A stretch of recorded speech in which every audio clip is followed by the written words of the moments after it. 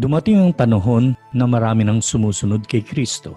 Habang siya ay nangangaral, subalit alam ng Panginoon kung bakit sila sumusunod. At ito ay hindi upang makasaksi ng palatandaan na siya ay karapat-dapat na pagkatiwalaan kundi sila ay nabubusog ng tinapay. Tinuturo ng Biblia na ang Diyos ay sa puso ng tao nakatingin at alam niya ang motibo kung bakit natin ginagawa ang mga bagay na ating pinagkakaabalahan. Ang tanong ng madla kay Jesus ay ito: ang mga ninuno namin ay kumain ng mana sa ilang ayon sa kasulatan. Binigyan sila ng tinapay mula sa langit. Anong mga palatandaan ang kaya mong ipakita sa amin para maniwala kami sa iyo? Sumagot si Jesus, pakatandaan ninyo, hindi si Moses ang nagbigay sa inyo ng tinapay na galing sa langit. Ang aking Ama ang nagbibigay sa inyo ng tunay na tinapay na galing sa langit.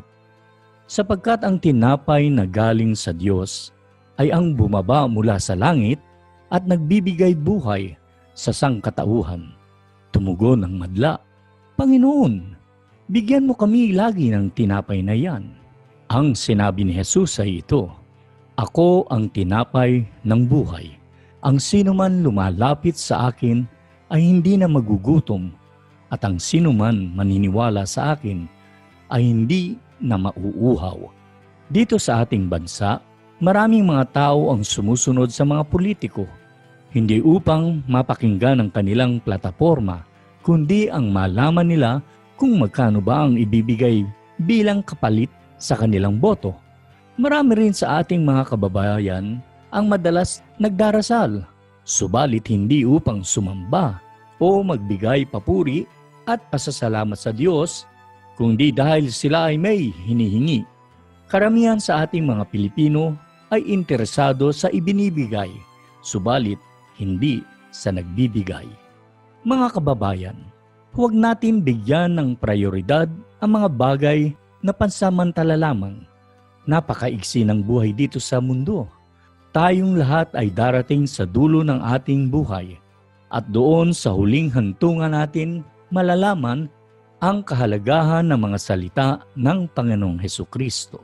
Tinuturo ng Biblia na sa takdang araw ng paghuhukom, haharap sa Diyos ang sanlibutan. Ang mga tupa ay papupuntahin niya sa kanan at ang mga kambing ay papupuntahin naman sa kaliwa. Sasabihin niya sa mga tupa, halika kayo, mga pinagpala ng Ama, manahin ninyo ang kaharian ng Diyos na inihanda para sa inyo nung una pa man. Minsan sinabi ni Kristo na ang kanyang mga tupa ay nakikinig sa kanyang tinig.